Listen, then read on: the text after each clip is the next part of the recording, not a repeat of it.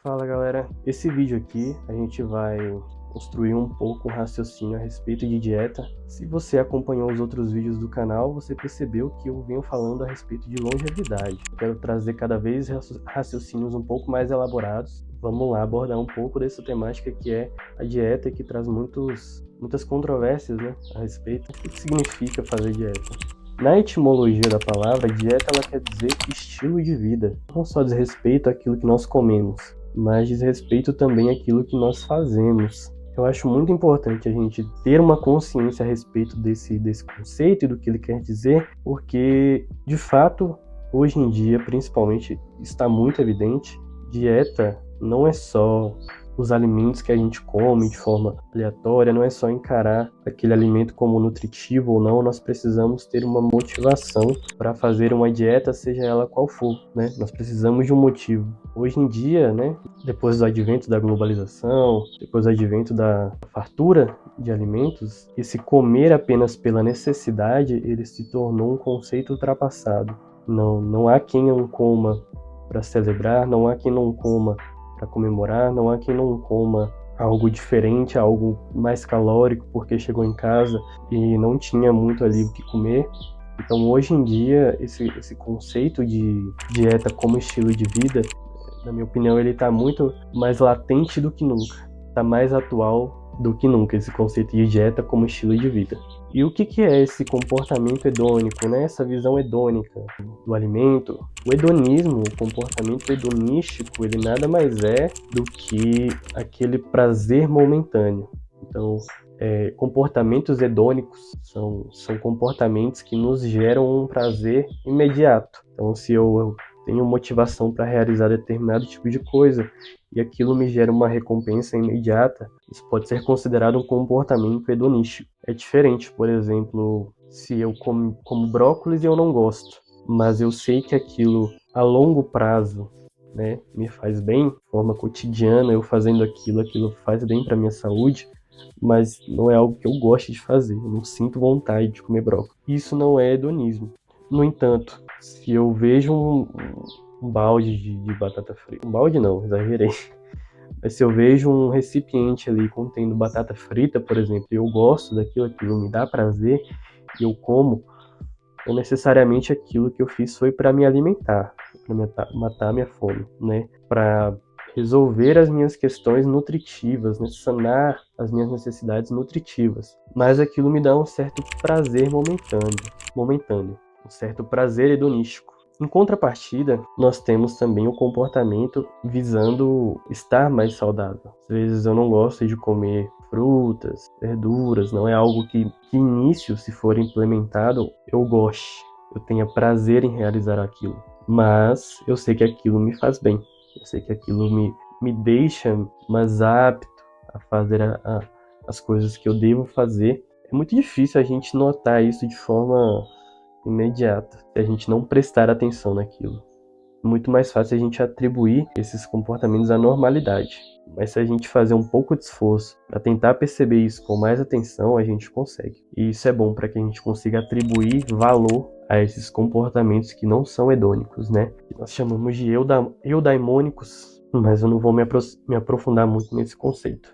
Nós temos hoje uma cultura alimentar que nos corrobora com essa função do alimento de ser hedônico, né? Afinal de contas, quem é que não sai para celebrar com a família, quem é que não sai para celebrar com o namorado? E muitas vezes essas saídas elas significam ir comer alguma coisa, né? Sair para jantar, ir para um restaurante, sair com os amigos para comer alguma coisa, ir no barzinho comer alguma coisa, né? E isso está diretamente associado ao momento de lazer, relaxar, né? Comemorar alguma data especial.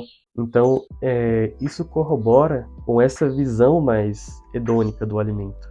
Em contrapartida, nós temos também a comida como um regulador emocional, ou seja, se eu me sinto eventualmente desamparado, se eu me sinto triste, ou muitas vezes entediado, eu posso querer buscar no alimento a sensação que eu tenho quando eu estou me alimentando de forma hedônica, né? Ou seja, acaba que a comida ela é um pouco atrelada a essa sensação de bem-estar. E eventualmente eu posso buscar no alimento essa sensação que eu tenho aqui. Então a gente acaba fazendo esse tipo de associação. Então a comida como um regulador emocional, ela está mais presente do que nunca, né?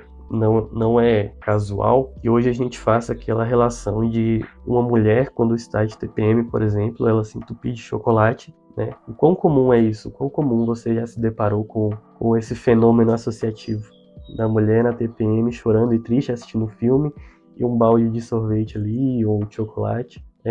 O quão mundano e trivial isso se tornou. Então, assim, o que nós temos visto hoje em dia? Fácil ingestão calórica através de alimentos que são densos caloricamente e são fáceis de ser ingeridos. Não é difícil você tomar 500 ml de milkshake. Então não é difícil você ingerir 1000 calorias. Do ponto de vista energético, isso é extremamente assustador. Se a gente parar para pensar que um ser humano, em média, demanda de calorias aí para se manter vivo, 2.500 calorias para o homem, e a mulher ali 2.000, 2.100 calorias, você ingerir em uma refeição 1000 calorias, véio, em uma refeição, 1000 calorias, sendo que essa refeição ela não vai te oferecer um aporte nutricional adequado.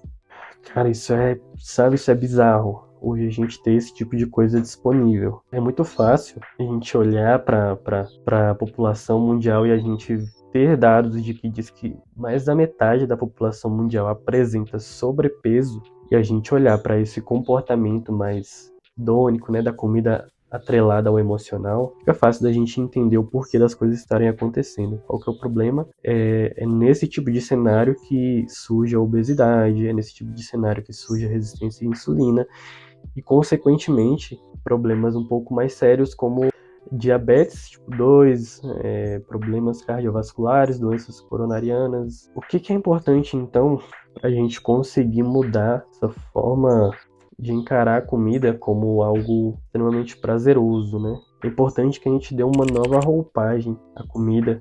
É importante que a gente resgate um pouco da função que os alimentos têm. A função que os alimentos têm é de nos manter vivos, é de nos proporcionar os nutrientes adequados, é de sustentar a nossa demanda energética. E o nosso organismo ele evoluiu num cenário de escassez, onde por muitas vezes a gente acumulava ali um pouco de gordura em refeições um pouco mais calóricas, que envolviam proteínas e gorduras animais, né? E depois, posteriormente, tubérculos que a gente conseguia encontrar, vegetais, etc. Mas definitivamente não existia um excesso de calorias, né? Tão de fácil acesso, né? A gente não tinha uma geladeira que a gente abria volta e meia quando a gente estava com fome para comer. A gente tinha que sair para caçar. Então, muitas vezes a gente passava 3, 4 dias até mais sem comer nada, né? Só bebendo água. Então, foi nesse tipo de cenário que o nosso organismo evoluiu. Então, a gente precisa resgatar um pouco. Eu não digo passar fome, tá, pessoal? Eu não digo que a gente deva ficar 3, 4 dias em jejum. Não é isso que eu quero dizer. Mas, assim, a gente tem que se atentar às calorias que a gente ingere e nessas fontes de calorias e onde estão essas fontes de caloria que a gente está ingerindo, né? Se existe ali um balanço nutricional adequado entre densidade energética e densidade nutricional, né? Se isso está condizente com as minhas necessidades. Então é isso que a gente precisa se atentar. É preciso que a gente encare o alimento, e pode ser um pouquinho pesado o que eu vou dizer agora, mas é preciso que a gente encare o alimento muitas vezes como algo que não é prazeroso. Então muitas vezes a gente vai sim ser obrigado a comer aquilo que a gente não quer comer. Então eu sei que a maioria das pessoas não gosta de beterraba, eu sei que a maioria das pessoas não gosta de couve-flor, de brócolis, e tá tudo certo, você não precisa gostar.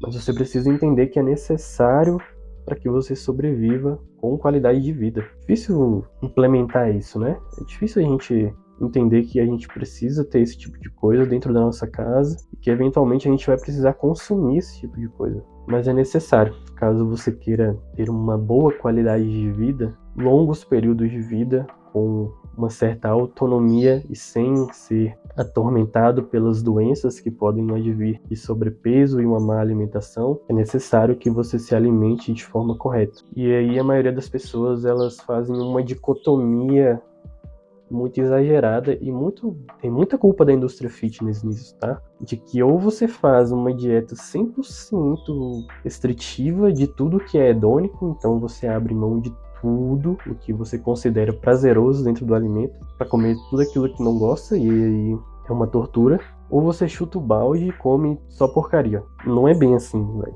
É um espectro. Existe ali um meio termo onde você vai se ajustando, né? Onde você vai implementando alimentos que você às vezes não tem tanto costume, mas que eventualmente você vai começar a comer e não vai se importar tanto com aquilo, ao mesmo tempo que você não precisa excluir totalmente aqueles alimentos que você gosta de comer. A gente só precisa dar uma nova roupagem a eles e implementar alguns limites. É assim que é feita uma reeducação alimentar, com paciência e com lógica.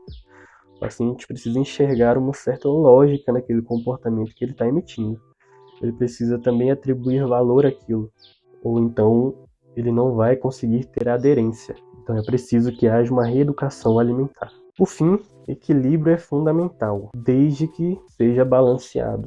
Ou seja, a gente precisa impor alguns limites, como eu falei anteriormente, porque esse comportamento hedônico de forma progressiva ele precisa ser freado, né? Então a gente precisa, como profissionais da saúde, delimitar alguns limites para que esse paciente possa perceber que ele está exagerando, que ele está passando dos limites, mas também a gente não deve não ser empático com o paciente, ser apático e excluir ele de todos os momentos que ele acha que devem ser atrelados a isso, né? Então, eventualmente o paciente ele vai sair para comer com a família dele. Eventualmente o paciente ele vai sair jantar com a namorada dele, a namorada dela, enfim. Só que ele também precisa entender que ele precisa cumprir o plano alimentar, porque senão ele vai caminhar para um futuro meio caótico, né? E se ele veio até você, se ele te contratou, se ele pagou pelo seu serviço, isso demonstra que ele está sujeito a mudanças. E cabe ao profissional fazer esse tipo de balanço, né? Entender quais são as expectativas do paciente e entender até onde ele está disposto a ir. Muitas vezes o paciente ele não sabe, tá, galera? Muitas vezes ele vai até o profissional, mas ele não tem uma visão muito clara sobre aquilo que ele realmente está disposto a fazer. Ele não precisa ter. Cabe ao profissional fazer uma anamnese bem feita, entender até onde vai de fato os limites do paciente, e aos poucos a gente vai transpondo aquilo que ele considera muito fora da curva, e aos poucos a gente vai tendo um comportamento em que a gente é emprestado um pouco esse termo da fisiologia, que é um comportamento alostático, ou seja, a gente quebra um pouco a homeostase desse paciente, faz ele se estressar um pouquinho e depois retorna, mas faz com que ele visite uma zona que é fora da zona de conforto dele, para que ele tenha adaptações, tanto comportamentais quanto fisiológicas. É importante que a gente saiba trabalhar esse conceito de equilíbrio dentro da dieta, porque quando eu falo sobre equilíbrio, eu não estou dizendo necessariamente sobre um equilíbrio de 50-50. Não é que os componentes da minha dieta serão constituídos por 50% de alimentos nutricionais adequados e 50% de alimentos que são só hedônicos. Não é isso que eu quero dizer. A proporção ela não necessariamente é igual do ponto de vista proporcional, né? A proporção ela não é absoluta. A proporção ela é relativa àquilo que de fato é importante. E eu diria que, em média, na maioria das ocasiões, ela é uma proporção de 90% para 10%, né? 90% daquilo que é nutricionalmente adequado e 10% daquilo que é hedônico. Então, a gente tem que avaliar mais ou menos como é que está essa proporção na vida do paciente. Muitas vezes é isso aqui, muitas vezes é o contrário, né? Quando é muito extremo, e a gente precisa ir fazendo esses ajustes. Às vezes fica 50-50, às vezes o paciente ele está mais motivado, então ele aguenta uma mudança um pouco mais radical já de imediato, mas assim, tudo precisa ser individualizado. Às vezes o hedônico do cara, às vezes o que o cara gosta, na verdade, é só comer uma comida um pouco mais gostosa. É só a gente implementar ali formas diferentes de ele fazer comidas que, do ponto de vista nutricional, são saudáveis. Pô, véio, às vezes faz um frango aí mais temperado, véio. Coloca uma páprica defumada aí, um salzinho, uma cebolinha um pouco, sabe? Tira um tempinho um pouco maior no seu dia e cozinha a sua própria refeição, né? Explora um pouco mais os sabores dos alimentos e aí vê se você consegue atribuir um bem-estar, um prazer ali naquele alimento, mais uma vez trazendo aquele raciocínio. Mas eu não acho que nós devamos encarar a dieta como algo 100% prazeroso. Então, tudo que eu vou comer eu tenho que ter uma experiência gastronômica fantástica para o meu paladar. Não é assim.